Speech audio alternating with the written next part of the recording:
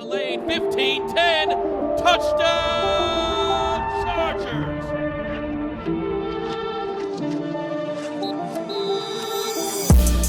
What's up, guys? Welcome into another episode of Chargers Weekly from the Hogue Performance Center. As always, joined by Matt Money Smith. Buddy, we're taping this about an hour and change before you hit the road.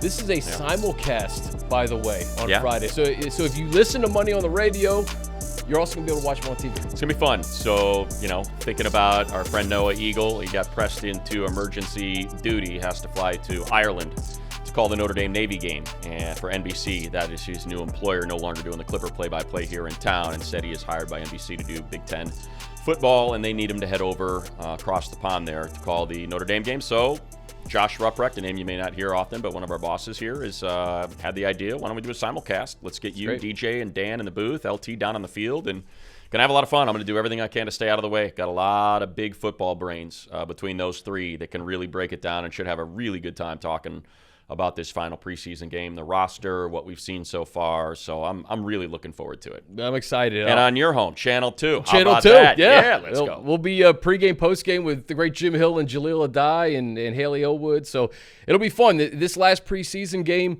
I always date back to the Austin Eckler 2017 year, right? Because it was against San Francisco, and that's the game he made the roster.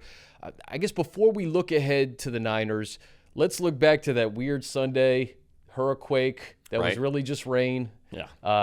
A game where, the Chargers lose.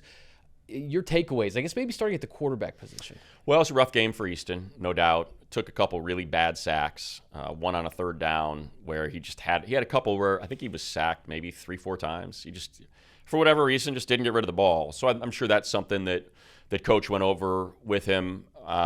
Didn't really have good protection, but at the same time, a couple of those sacks were on him. Had one interception that just got baited into it, didn't see the safety squatting, did not take the bait to go deep. But he ran the ball really well. And that's one of the things about Easton is he's a legitimate dual threat, and he ran the ball with purpose, rushed for 2 touchdowns, rushed for first downs, rushed into contact, really ran the ball well. So there's that. The connection with Quentin was great. We had the drops in that first game. Johnston, 3 targets, 3 receptions. That's great to see. The running game was not nearly as effective. None of the runners quite had the same sort of effect. So I think that was now, I think it's also fair, and look, everybody can play this game, and they kind of do, but legitimately the Saints had their starting defense in for a good percentage of that game. And the Chargers, they started with Zion and Jamari out there, and then they were gone in a hurry. So it really was, for quite a bit of the game, backups versus starters in terms of Chargers offense versus Saints defense. So I think that's something to keep in mind if it looked a little bit lopsided. But offensively, I would say it's probably what stood out to me. Sticking with Easton, no pun intended. Yeah. Is he someone that you really want to see make a jump on Friday in terms of, do we bring in another arm? Because I think people were very happy with his progression over the last 4 to 5 seasons, and he had a good camp. Yeah. So I think if I had to guess, they're going to play, he's going to play again, and they're going to want to see a little bit more. Are the Rams that bad? Watching the Rams-Raiders game, they got chewed up and spit out by the Raiders as well. Same score, 34-17. Yeah, the Rams look like they're going to be really bad this year. So I think you have to be careful about putting too much positive spin on the Rams game and too much negative spin on the Saints game. So I think we'll see him a little bit. For me, the more interesting thing in the San Francisco game and going from Friday through Tuesday at 1 p.m. is what's the decision with Max Duggan. To me, that's a very valuable spot. And so with Easton, what I'm guessing they really want to see is, all right, are we comfortable with 2 quarterbacks? Because, man, we'd like to be comfortable with 2 quarterbacks. So they can plant Max on the practice squad, and then Easton, you can just run with 2 quarterbacks, and that just think of that as your 53rd spot can be an extra D lineman. Maybe that's, Gerard Clark. Maybe that's an extra wide receiver. Maybe that's Elijah Dotson. Not, maybe it's an extra safety or corner. Maybe that's Cam Brown. That's what I'm hopeful is that Easton can have a really good first quarter, get out of there, and then they feel comfortable planting Max on the practice squad and that gives you a roster spot. Yeah, I agree, and I think that's the reason you didn't see Max at all, and that was a little surprising. You didn't see him at all, but to see Easton kind of struggle in that first half, it was good to put him back out there, 100%. see the growing pain, see if he can kind of get himself out of it. The running back position, like you said, Elijah Dotson, game 1 to game 2, a little bit different. I still think Isaiah Spiller showed that burst. They had that 115-yard run that really showed me this is the guy that they drafted in the 4th round of Texas A&M. He's going to get reps. I think that's what we've discovered this preseason. He's going to play. He's going to play. It's not going to be like last year where he's maybe not active on a couple game days and he's in the rotation. It's not just one series in the first half and one series in the second. He's going to be part of the rotation. And that's, so that's where all the people that are clamoring for Dotson to make the active roster, you have to now ask yourself, okay, this is a team that has its sights fixed on the Super Bowl, like winning a Super Bowl. How many carries is Elijah Dotson going to get in a regular season game? Yeah. If you feel, and I feel like we know what Joshua Kelly is, and he's a valuable part of this team.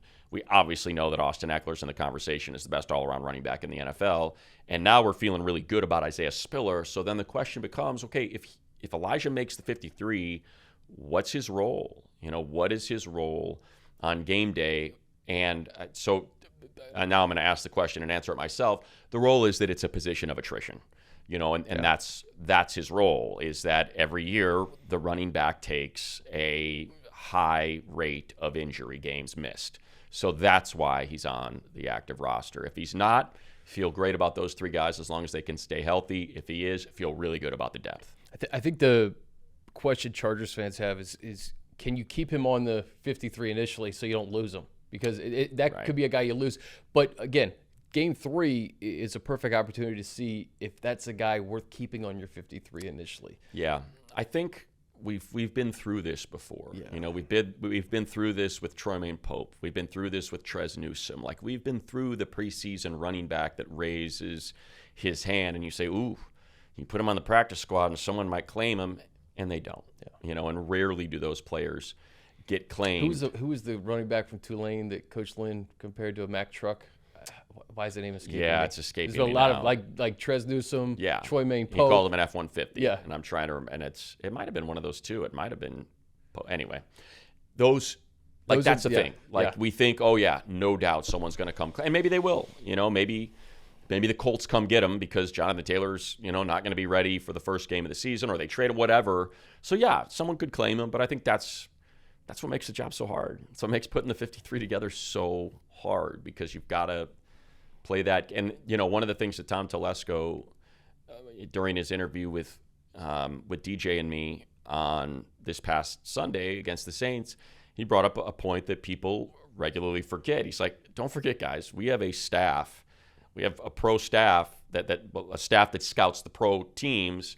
They're out there looking at bubble players that will fit us better than maybe some of the guys we have. So it's not just our 90 players. It's the other guys that might get put on a practice squad that fill a position of need for us a little bit more than it'd be nice to keep a 4th running back. Is it another safety if Lowe is still not feeling 100%? Is it another corner if JC's not ready to go? Like, that's what you have to start thinking about as well.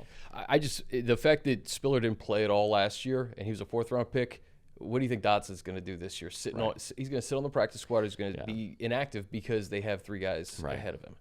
Yeah. So the wide receiver position is another intriguing spot. We've seen Quentin get the necessary reps. Darius Davis has flashed. John Hightower played in his first game. Jalen Guyton's status is up in the air as we begin September. Where do you think they go in terms of wide receiver? We know 1 to 4. Who's going to be the 5th, and do they keep 6?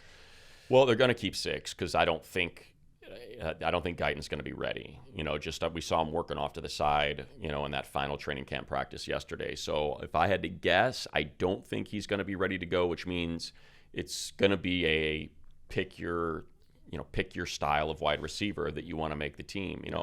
Keelan Doss has caught everything that's been thrown at him. Yes. But he is a similar receiver to Mike Williams, Keenan Allen, big body, runs good routes, sure-handed. John Hightower's got speed. He's a little bit smaller. He's got speed. So I think, and remember, we've got a fifth wide receiver because Darius Davis is going to make the team. So you're really at 5, and then you've now got to figure out which of these 2 guys is going to be the 6 and which one ends up on the practice squad, and will he be claimed? Yeah. And I could see either of those guys, considering just what a passing league it's become. I could see either of those guys being claimed. I think they are valuable and they could contribute. But again, Denzel Mims got cut. yeah, Denzel Mims got cut. Barely even played. I think he already found another home, if I remember right. I think someone scooped him up. But so it's, and again, Mike Williams, Keenan Allen, Josh Palmer, Quentin Johnston. Okay, now you're Darius Davis for those, let's take the top off. Yeah. And that's something that we saw in the preseason, and I'm very excited about, that teams had to honor Darius Davis. He's good, man. He's going to get downfield in a hurry. Jet sweep. But I'm just talking about just sending him. Yeah. As long as there's no press, if you can put him in motion and then send him so you can't press him off the line, then, there's your speed element as well. And maybe then Keelan Doss comes in, and that's how you put that puzzle together. Tight end, I think we're pretty solid on Gerald Everett, who we talked to last week. Trey McKitty, Donald Parham, Stone Smart. I mean, that's the one. That's the guy who could make. Stone going to make the active? He can separate himself. Right. Yeah. Are there going to be 4? And I think he does. I do. I think they carry 4. And who knows though? It's, Trey's done a nice job blocking this preseason. He's had a couple really good reps blocking, and that's what he's asked to do. He seemed frustrated. I noticed in the Saints game, and also I think it happened a couple times as well in the Rams game where he's wide open and the ball just didn't find him, and I think that was frustrating for him. Yeah. He wants more opportunities, and I think they view, and to me that tells me when you're calling the player when the play's designed, he's dead last in the progression. It's not someone that they think is going to contribute a lot in the passing game. Yeah. So what he's been asked to do, I thought he's done very well. But Stone Smart is just so interesting because of how new he is to the position and how quickly he's progressed. He's sure-handed, and that goes a long way when you're a tight end because you're typically banging around, in the middle of the field running those seam routes when you're trying to make a play down the middle of the field. Now maybe you're wide open, and he has shown a knack to create separation, when he's getting manned up by a safety or a linebacker. So if I had to, if you asked me, hey, put your name on this and sign it, I'd say 4, and I think Smart makes it. Just keep theme of the offense with the offensive line. The starting 5 are set. You got Will Clapp at center, Foster Sorrell, Zach Bailey. Those are the guys that you want to see have a positive game Friday. And then, maybe that is a position that Tom was referring to. Maybe there's a tackle or a guard out there that fits what Kellen Moore and company like to do. Yeah, to me, there's a roster battle between, Brendan Hymas and probably Zach Bailey. I think that's, and I think Bailey's played a lot more, and I think he's been a little bit more steady through the preseason. So the one thing to remember about the O-line and why it very well could be the best group in the league is that you've got your backup tackle in Sawyer. So if one of the 2 tackles goes down, he just kicks out, and now it's much easier to replace him with probably a Zach Bailey as now your number 1 guard. So that's kind of the nice thing about the O-line. That's where you get your depth. Very, very few teams have 2 good tackles, and the Chargers have 3, which is just incredible. Almost no teams have 3 that you would feel good about throwing any combination of those 2 out there. I feel like, Sawyer is not going to be leaky if he's with Slater. Sawyer and Pipkins are not going to be leaky, as we know, if they're out there together. Yeah. So that is a huge win for this team going into the season to have that kind of depth at that position. And I think you hit it on the head, Chris. It's Foster Sorrell. It's Zach Bailey. Obviously, you need Will Clapp. And then it's McFadden or McClendon because he was just taken. He's developmental, and I can't imagine him getting planted on the practice squad. Our buddy Brandon Thorne, who we've had on the podcast talking all things O-line, he brought up a good point about Foster. He had to go up against Nick Bosa, Max Crosby, and some other elite pass rusher in his 3 starts last year. Yeah. We heard about him going down to Duke Manyweather and improving this year. So, listen, when Nick Bosa and Max Crosby are on the menu, it's not going to go well for you. No. For anybody. No. So that's one thing I think that you can take. Those are the reps you take and you say, okay, I got better from that in 2022 and I can apply it to 2023. Yeah, Foster's interesting just because, and I think this is something that, look, you can take it as positive or negative. I don't know what. I'll let you be the judge. I won't give you my opinion on it. But, Foster was the number 1 O-lineman in California. He was 5-star, and he went to Stanford. So, there was something there that people saw. And I think people tend to chase that. They chase first round. They chase 5 stars, saying, okay, why couldn't they extract that? What is it? What can we do? In the case of Foster, he's had a so-so preseason. There have been quite a few pressures that he's given up. It's been a bit of a tough go for he and Austin Pleasance at the tackle position. And look, it's understandable, right? You got Zion and Sawyer in the middle there, and they've given up nothing. Like, they have just been rocks in the center of that line. So, but it's a developmental position. Think about Trey year 1 and year 2, and then pop year 3, it all comes together. And I think that's where the Foster Sarell project is super interesting and comes into play. Starting 5 feel great about it. I mean, you get Rashawn Slater back, Corey Lindsley's a rock, the 2 guards, and then Trey coming into his own last year, hoping for even better in 2023. So we talked about these TCU rookie wide receivers drafted in the 1st and 4th round. Sandwiched in between, some pretty good defenders, man. Henley and Tuli Tuipulotu. They showed why they were drafted in the 2nd and 3rd round on Sunday morning. Yeah, Daiyan was the best player on the field, either team. He was incredible. It was fun to watch him. He's an athlete. He hits. He diagnoses and attacks with no hesitation. The sack was Derwin-esque, just the timing, knowing when to fire, how quickly he got through that hole before it could collapse, just the sure-handedness when he arrived at the quarterback. There was a tackle for loss that was also found the hole in the midst of a ton of mud and was able to assess and attack that. And then he had a play where he went from opposite hash to sideline and ended up making the tackle. I think they maybe got a 2-3 yard gain out of it. It looks like something that could have been a big gainer. He was great. And that's, DJ said this on the broadcast during the game. He pointed out Brandon likes versatility. Just think about what he had hoped to do with Derwin last year if he could have got the pieces right. And that's something that Daiyan may free up. Daiyan can play that dollar, or I don't know if Brandon calls it dollar or money. So it's some version of that in every defense, but that linebacker safety hybrid where you've got to be able to carry a tight end, or you can rush the passer on a blitz as a second level blitzer. Like, Daiyan's going to fill that. You're going to see, if he's what we think he can be, just the combo of he and Derwin out there together, and the offense having no idea where either of them are coming from, which one's dropping, which one's coming, where are they coming from. It's going to be fun. It's going to be fun.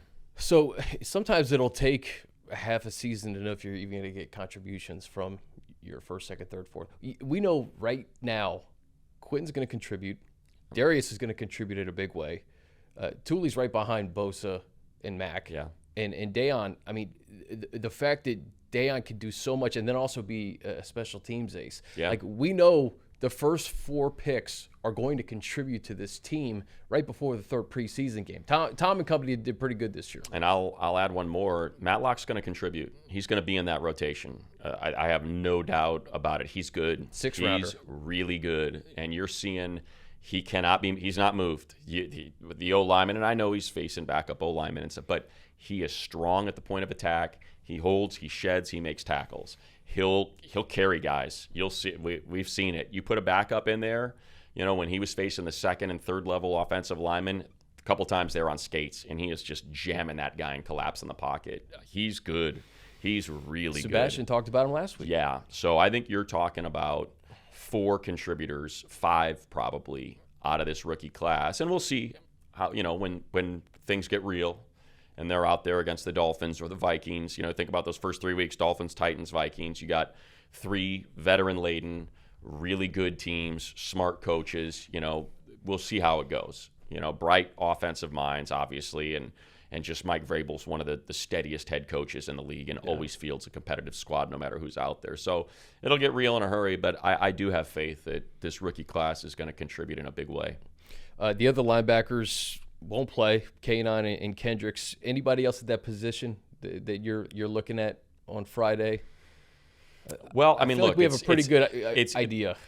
I just don't. I think in terms of Brandon's defense, it doesn't require a lot of that. And it's too bad because Blake Lynch has had a really good preseason. I know I got banged up in that Saints game, but he's been a tackling machine. Had a sack on a blitz. Carlo Kemp is an edge, not necessarily a linebacker, but he's a smaller edge, so he might fit into that outside linebacker. He'd probably fall under the label of an edge. He's been really good. Those are guys that they're going to try to park on the practice squad, and you feel good about. I think Nick Neiman has still shown he's super valuable to this team on special teams. Yeah, no and question. I think you trust him if you got to send him out there because guys get hurt, but I think he's still super valuable, and as is Amon. Those are two linebackers that are going to make the team because they're foundational, they're core four guys. They're foundational pieces for special teams. So 3 years later, think about this. In 2020, we were having legitimate discussions as to whether or not the Chargers should draft Isaiah Simmons. Right. Or Jeff Okudah. 100%. Simmons gets traded for a 7th-round pick today. Jonathan Gannon, who's best friends with Coach Staley, has Kaiser White in Arizona. Feels comfortable with him. So it does show you that some of these guys are expendable. Could you imagine if Simmons was drafted over Justin Herbert? Well, I don't think that was ever going to happen. I don't think so.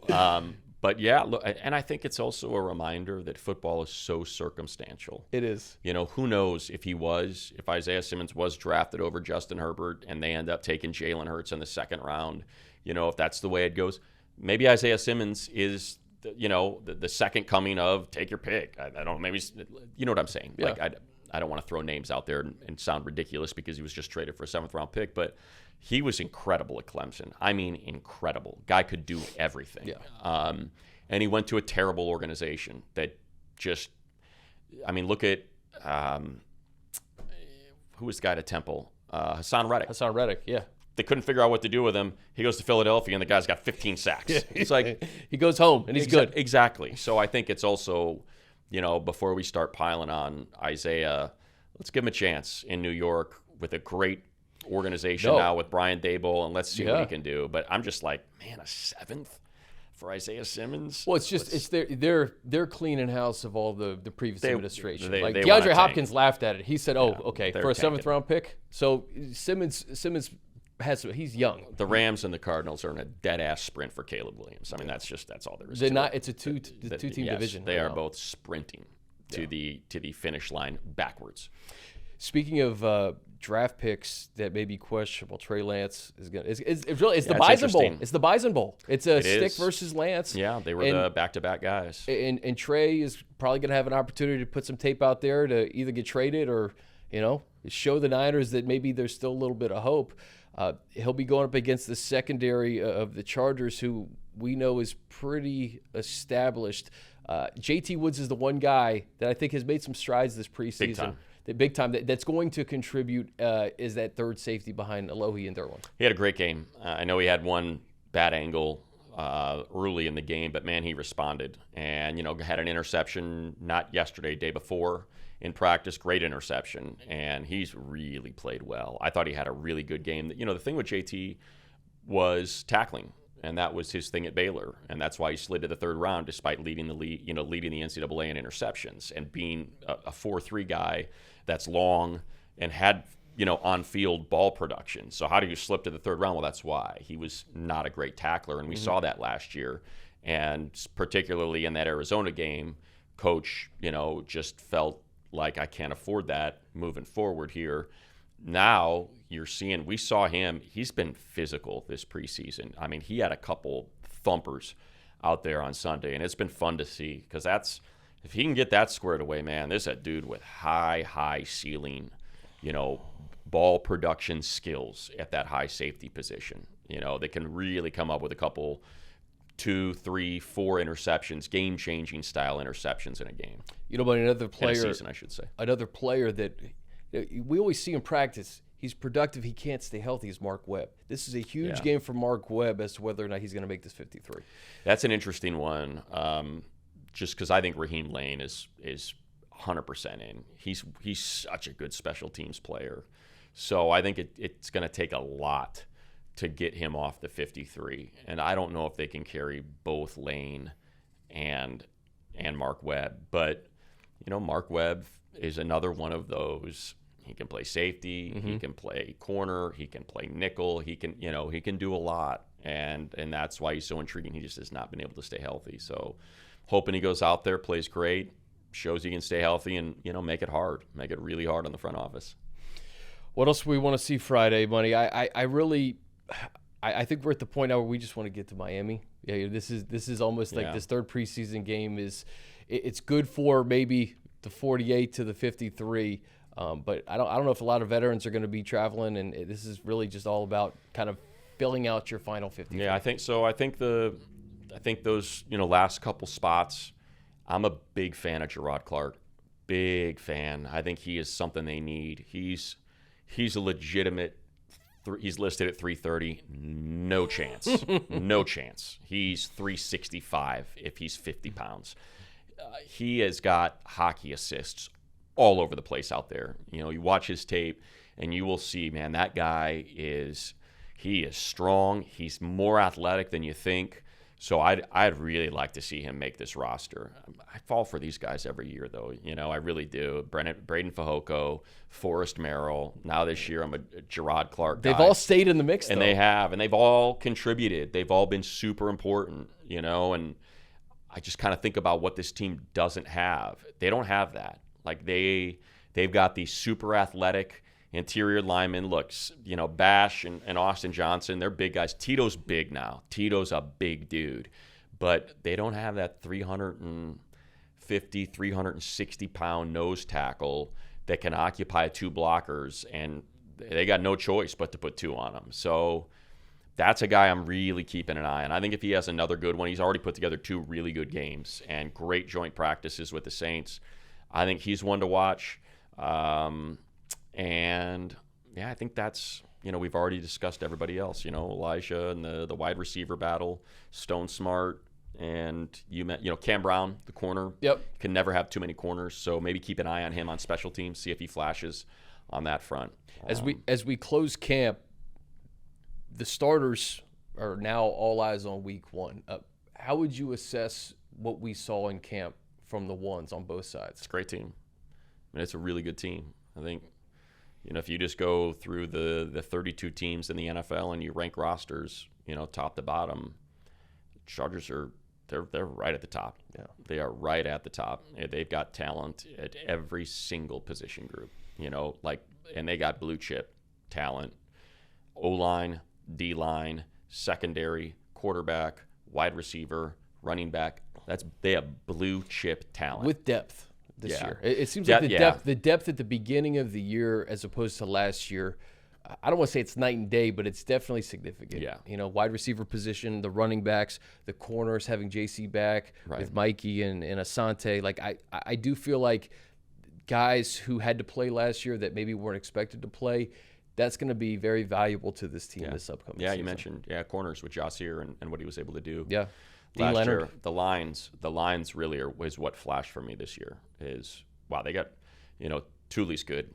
They got a little bit of depth there now, and that's another interesting one with Farmer and Brevin Allen. Like they've got some good practice squad. Hopefully, people don't snatch them up. Line options if they have to kind of pluck from the practice squad as well. Yeah, that's something to remember too. Like as I'll wrap it up, Brian keeps looking at his watch like we're going too long or something. Jerk. What I would say is don't forget about the 16 practice squad guys, because you're talking about a position, you're talking about a practice squad that last year was leaned on heavily.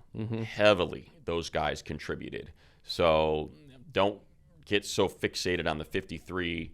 Let's not forget last year, Moa, Hinton, Fajoko, those guys were practice squad guys, and they were able to contribute to this team. Raheem Lane was up and down from the practice squad, big contributor. So that's something to remember. Those 16 names are also super important for what this team wants to try to accomplish in 2023. I get it. I think fans are antsy right now because preseason, week 3, it's like, all right, let's just get to week 1. We're going to have week 0 next week with the 53-man roster intact. Maybe we'll answer some questions next week before we get to week 1. Answer some questions about the season, who got cut, who's on the practice squad, any guys that may get picked up. There's still some free agents out there. So a lot probably to develop over the next couple of weeks as we get to week 1 against Miami Dolphins. Money, you got a flight to catch. I'm going to hang here. I do. Pre-game, post-game, and you got this guy simulcasted Friday on fun. CBS 2. It'll be fun.